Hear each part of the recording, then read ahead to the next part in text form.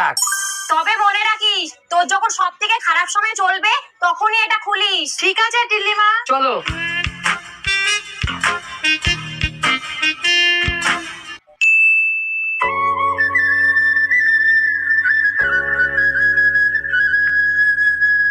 কিরে, তুই এত মনমরা হয়ে আছিস কেন? আমার চাকরিটা আর নেই মা। বাড়িতে কেউ আছেন? হ্যাঁ বলুন। আপনি ব্যাংকের লোনের কিস্তি দিচ্ছেন না কেন? আসলে আমি কোনো কথা শুনতে চাই না। কালকের মধ্যে হয় কিস্তি দেবেন, নাহলে বাড়ি খালি করে দেবেন। তবে মনে রাখিস, তোর যখন সব থেকে খারাপ সময় চলবে তখনই এটা খুলিস।